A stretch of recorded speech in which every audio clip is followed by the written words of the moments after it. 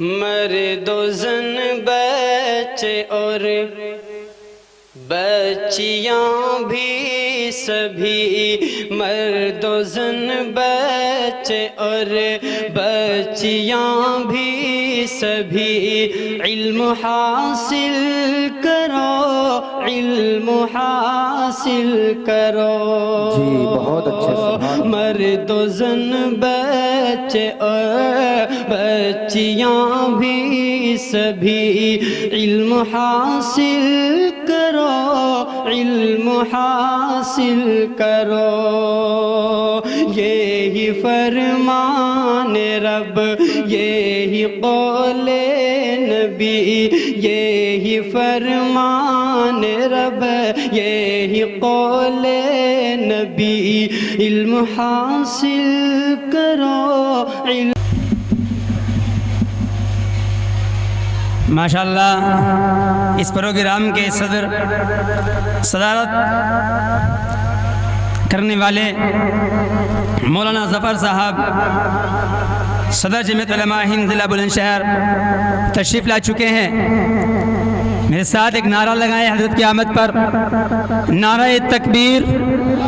نعرہ تکبیر۔ جمعیت علماء ہند،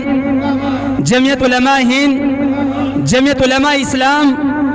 جمعیت علماء اسلام۔ اب آخر میں حضرت جی کا بیان ہوگا اور اسی پر اس پروگرام کا اختتام ہوگا، لیکن حضرت کو دعوت اسٹیج دینے سے پہلے میں ایک نوجوان عالم جن کے مشورے سے پروگرام منعقد بھی کیا گیا اور آل انڈیا امام و مدرسین کے تنظیم کے رکن، کارکن اور اس کو چلانے والے متحرک صلاحیت مند عالم دین مولانا ارشد اسعدی صاحب کو دعوت اسٹیج دوں گا کہ موصوف تشریف لائیں اور مختصر وقت میں ہم سب کو اپنے مفید اور قیمتی مشوروں سے نوازیں۔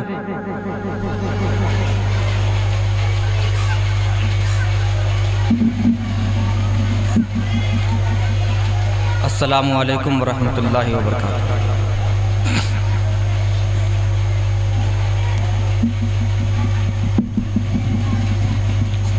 الحمدللہ، الحمدللہ الذی ابدى الافلاک والارضین، والصلاة والسلام علی سید الانبیاء والمرسلین وعلی آلہ وصحبہ اجمعین، اما بعد۔ قال اللہ تبارک و تعالی فی کلامہ المبین، اعوذ باللہ من الشیطان الرجیم، بسم اللہ الرحمن الرحیم۔ اقرأ باسم ربک الذی خلق، خلق الانسان من علق، اقرأ وربک الاکرم الذی علم بالقلم۔ قال رسول اللہ صلی اللہ تعالی علیہ وسلم، طلب العلم فریضۃ علی کل مسلم۔ محترم معزز علماء کرام، اسٹیج پر بیٹھے ہوئے تمام اکابرین امت، اللہ تعالیٰ شانہ کے فضل و کرم سے اور آپ حضرات کے مخلصانہ دعوت کے صدقے میں آپ حضرات کے بیچ میری آمد ہوئی ہے۔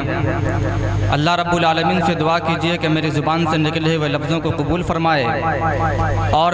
میرے ذریعے سے کیے گئے کاموں کو اللہ تبارک و تعالیٰ شانہ جلا بخشے۔ محترم اسلامی بھائیوں، جب ہم یہاں پر رات کے وقت پہنچے ہیں تو لوگوں سے گفتگو شنید کے درمیان اس بات کا خلاصہ ہوا کہ اتنی بڑی بستی کے اندر ایک بھی سروس والا مسلمان نہیں ہے، اور اتنی بڑی بستی کے اندر ایک بھی مسلمان ڈاکٹر نہیں، مسلمان وکیل نہیں، مسلمان عالم نہیں۔ آپ اپنے سینے پہ ہاتھ رکھ کر کے اپنے دل سے اس بات کا سوال کیجئے کہ افسوس والی بات ہے یا نہیں ہے۔ جس جگہ مسلمانوں کی اتنی بڑی آبادی ہو، مال کے اعتبار سے مسلمان مضبوط ہے، پیسے کے اعتبار سے مسلمان مضبوط ہے،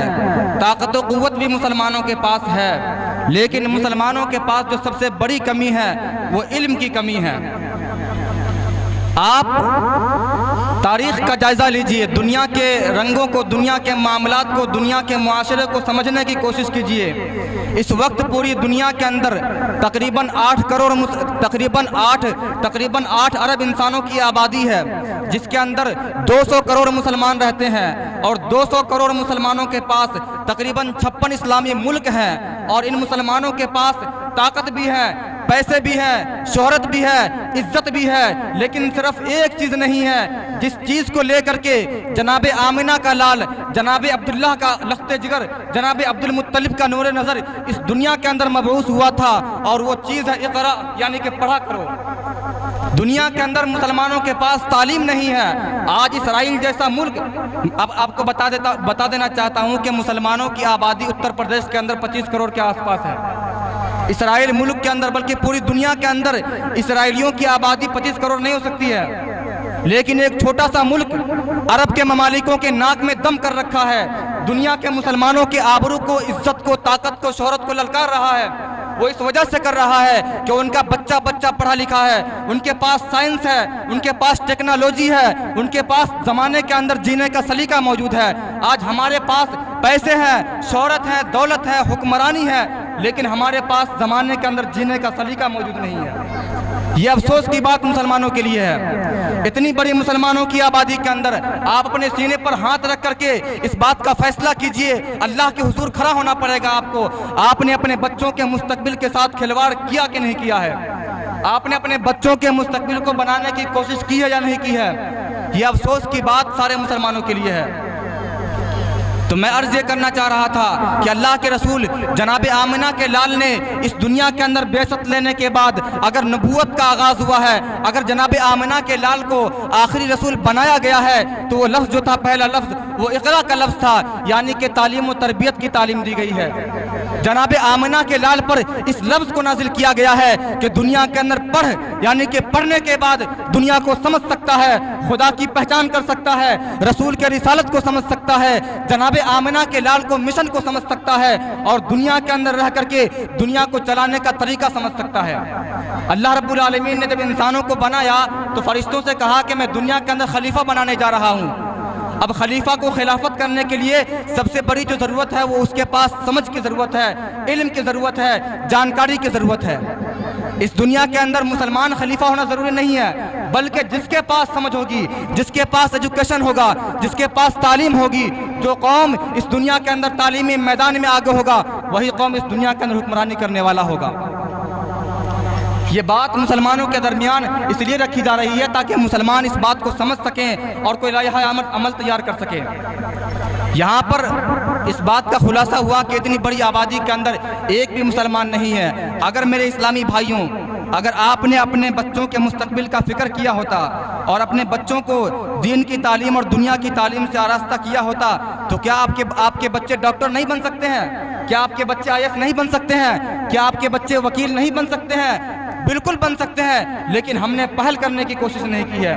ہم نے پہل کرنے کی جستجو نہیں کی ہے۔ ہمیں کیا کرنا چاہیے، کون سے راستے اختیار کرنے چاہیے، ہم نے کبھی اس کے بارے میں سوچا نہیں ہے۔ مسلمانوں کی بربادی کا سب سے بنیادی وجہ، مسلمانوں کی بربادی کا سب سے جو اہم وجہ ہے وہ یہ ہے کہ مسلمان ایک دوسرے سے حسد کرتے ہیں۔ اور میں آپ کو بتا دینا چاہتا ہوں، بڑی فخر کے ساتھ بتا دینا چاہتا ہوں کہ ہندوستان نہیں بلکہ پوری دنیا کے اندر مسلمانوں کی قیادت کرنے والا، مسلمانوں کی علمی قیادت کرنے والا، مسلمانوں کے سینوں کے اندر دین کے علم کو پہنچانے والا اور مسلمانوں کے دلوں کے اندر دین کی سمجھ کو پیدا کرنے والا اتر پردیش کے مسلمانوں کی دھرتی ہے۔ یہاں سے تبلیغ کا آغاز ہوا، یہاں سے جہاد کا آغاز ہوا، یہاں سے مدارس اسلامیہ کا آغاز ہوا، یہاں سے تحریکوں کا آغاز کیا گیا، اور ان تحریکوں کو لے کر کے افغانستان میں مسلمان راج کرتے ہیں، پاکستان میں مسلمان حکمرانی کیا کر رہے ہیں، اور دنیا کے اندر تبلیغ کا بول بالا ہے، تنظیموں کا بول بالا ہے۔ وہ اس وجہ سے ہے کہ ہندوستان کے اندر کے اتر پردیش کے مسلمانوں نے اس کے لیے کوششیں کی ہے۔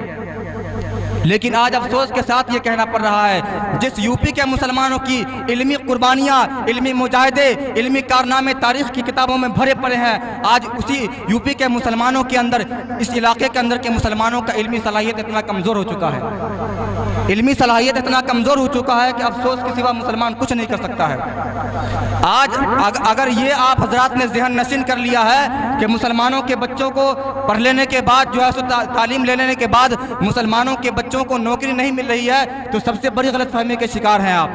آپ چلیے ہندوستان کے اندر گھوم کر کے دیکھیے، مسلمان کے بچے IAS بھی ہیں، مسلمان کے بچے UPSC بھی پاس کرنے والے ہیں، مسلمان کے بچے پولیس وبھاگ کے اندر بھی ہے، مسلمان کے بچے جج بھی بنے ہوئے ہیں، مسلمان کے بچے سائنٹسٹ بھی بنے ہوئے ہیں، لیکن وہ مسلمان جنہوں نے اپنے بچوں کو پڑھایا ہے، اپنے آپ کے، اپنے جسم کے اوپر، اپنے وجود کے اوپر پھٹے ہوئے کپڑوں کو پہنا ہے، کھانے کے لیے جو ہے سو آدھی روٹی کا استعمال کیا ہے، لیکن اپنے بچوں کو پڑھایا ہے، اپنے بچوں کو تعلیم سے آراستہ کیا ہے، کیا وہ بچے کامیاب نہیں ہوں گے؟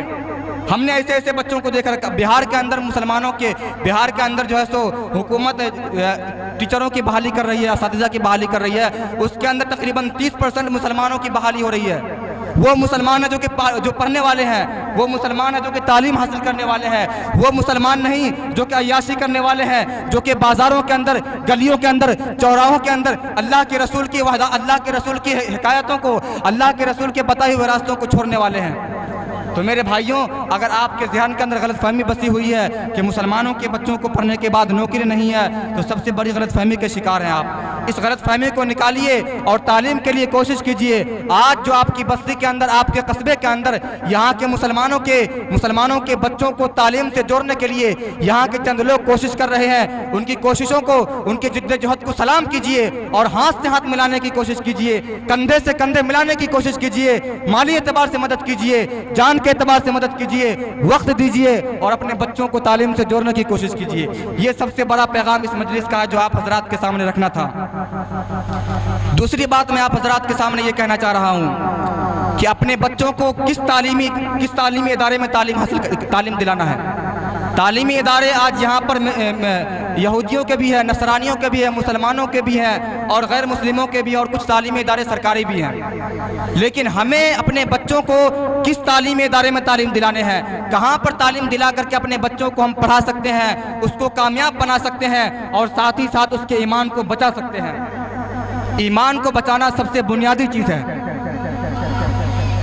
ہم ہندوستان کے مختلف صوبوں میں، مختلف علاقوں میں گئے ہوئے ہیں، ہم نے معاملات دیکھے ہیں، معائنہ کیے ہیں، اور اس بات کا خلاصہ ہوا ہے کہ جن مسلمانوں نے اپنی بچیوں کو دنیا کے دوسرے مذہب کے اسکولوں میں داخل کروایا ہے، جن مسلمانوں نے اپنے بچوں کو دنیا کے دوسرے مذہب کے اداروں کے اندر داخل کروایا ہے، ان مسلمان کے بچے پڑھ تو لیتے ہیں لیکن اپنے ایمان کا سودا کر بیٹھتے ہیں، پڑھ تو لیتے ہیں لیکن اپنے ایمان کا سودا کر بیٹھتے ہیں۔ آج ایسے ایسے مسلمانوں کو دیکھا گیا ہے۔ اگر آپ کے بچے اسلامی تعلیم کے ساتھ ساتھ دنیا کی تعلیم کو حاصل کر رہے ہیں تو یاد رکھیے کہ وہ بچے تاریخ کے اگلے دور کے اندر دنیا کے اندر حکمرانی کرنے والا ہوگا۔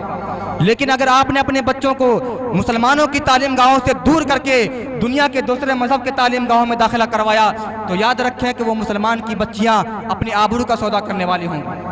آج ہندوستان کی سرزمین کے اندر تقریباً 8 لاکھ مسلمان کی بچیاں ایسی ہیں جو کہ اپنے ایمان کا سودا کر کے، اپنے ضمیر کا سودا کر کے اپنے آپ کو مرتد بنا چکی ہے، اپنے آپ کو اسلام سے دور کر چکی ہے۔ اس کا ذمہ دار کوئی اور نہیں بلکہ اس کا ذمہ دار خود مسلمان ہے۔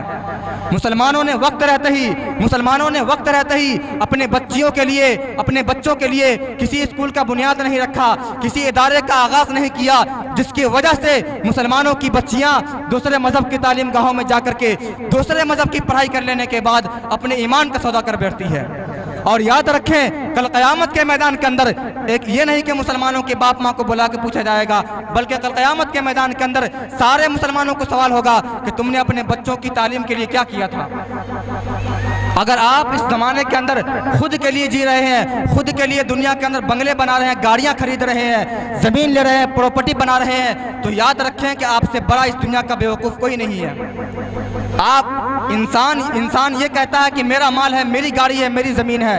لیکن میں آپ کو بتا دوں اللہ کے نبی نے فرمایا ہے کہ تیرا مال وہ ہے جو کہ تو نے کھا لیا، تیرا مال وہ ہے جو کہ تو نے اللہ کے راستے میں استعمال کر دیا، اور تیرا مال وہ ہے جو کہ تیرے مرنے کے بعد تیرے کام آئیں گے۔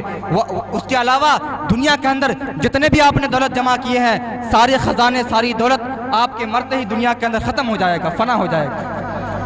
اسی لیے میرے بھائیوں، میں آپ حضرات سے اس بات کی گزارش کر رہا ہوں کہ اس اسلامی مشن کو، اس اسلامی ادارے کو اپنے دل کی گہرائی سے سپورٹ کیجئے اور اس کو آگے بڑھانے کی کوشش کیجئے، اور یاد رکھیے کہ آپ تو نہیں پڑھ پائے، لیکن آپ کی بچیاں اور آپ کے بچوں کے آئندہ کا مستقبل انشاءاللہ تعالیٰ سنور جائے گا۔ یہ آپ حضرات سے میں گزارش کرنے جا رہا تھا۔ تیسری بات جو آپ حضرات کے سامنے کہنے جا رہا تھا، آپ حضرات کے سامنے علماء کرام نے، مفتیان حضرات نے آپ حضرات کے سامنے دینی تعلیم کے حوالے سے بہت ہی جامع انداز میں کلام کیا ہے، اور آپ حضرات نے ان چیزوں کو سنا بھی اور سمجھا بھی ہے۔